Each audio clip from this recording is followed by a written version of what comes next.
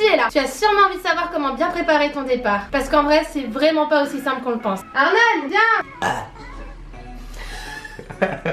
Niveau finances, assure-toi d'économiser le plus en amont possible car tu auras encore tes impôts et ta taxe d'habitation à payer avant d'arriver sur le sol canadien. Soit comme moi tu as prévu le coup et tu laisseras le montant des 12 prochains mois d'impôts sur ton compte en banque français. Ding ding ding, boum boum boum. Ou soit comme moi, tu as un budget un peu plus serré et donc tu devras rapidement trouver un travail afin de payer tes impôts français. Tu devras payer tes 2 ans d'assurance avant d'arriver au Canada, soit 712 € avec Globe PVT, ce qui revient à 30 € par mois. Attention, la durée de ton assurance est égale à la durée de ton PVT, donc prévois bien le coup.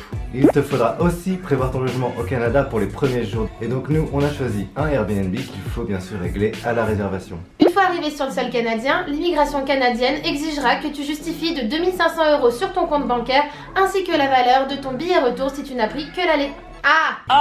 Je te conseille quand même de prévoir un peu plus sur ton compte. Tu auras aussi des frais de déménagement de type travaux, caution, camion de déménagement, mais on y reviendra un peu plus tard.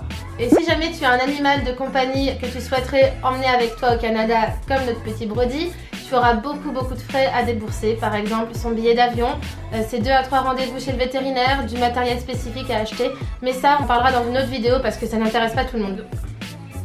Concernant les papiers, assure-toi d'être en règle et précautionneux. Imprime tes papiers importants et mets-les dans une pochette que tu placeras avec toi en cabine. Scanne-les aussi et range-les dans ta boîte mail. Nous on l'a aussi mis sur Google Drive, c'est super pratique. On nous a conseillé d'imprimer nos papiers et de les stocker dans une boîte en fer chez nos parents. En gros, ça veut dire que si tu te fais hacker ta boîte mail, que tu te fais voler tes affaires et que la maison de tes parents brûle, on retrouvera quand même tes papiers. Pour te donner une petite idée des papiers que nous avons prévus, Par exemple, je vais vous dire moi les par exemple, pièce d'identité, diplôme, papier du PVT, acte de naissance. acte de naissance. Attention, certains papiers peuvent mettre du temps à obtenir auprès de l'administration française, tels que le permis international, une quinzaine de jours environ.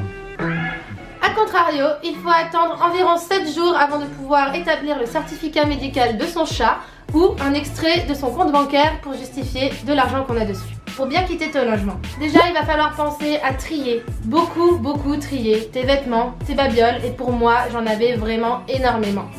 On a tout mis dans des sacs et on les a mis dans des bennes spécifiques qui seront redistribuées à des associations. Pense à revendre ce que tu n'utilises plus, ça peut te permettre de faire des économies et pour ma part, c'est assez conséquent. Attention, je vais encore roter. Tu devras prendre aussi un peu de temps pour faire tes cartons, reboucher les trous, repeindre les murs et nettoyer bien sûr ton appartement. Ouais, ça c'est vraiment son boulot parce que moi... Et pour le déménagement, prends un camion et puis donc déménage. Fais comme tout le monde. Pense à louer une fourgonnette, Un camion. oui un camion, et surtout appelle tes potes pour qu'ils viennent t'aider à déménager. Mais nous on te conseille de garder quand même des meubles chez tes parents, chez tes potes, tu t'en fiches. Merci Tiffany, au cas où tu reviendrais. Vie sociale et professionnelle. Évite de sortir comme avant, les restos, les bars, les grosses soirées entre amis et économise le plus possible. Et sinon niveau professionnel, on te conseille de refaire ton CV au format canadien, de l'imprimer et de réfléchir aux entreprises qui pourraient t'intéresser sur place. Et sinon, niveau professionnel, on te conseille d'imprimer ton CV et de le remettre surtout au format canadien avant de l'imprimer. Bon. Et sinon, niveau professionnel, fous-toi à poil.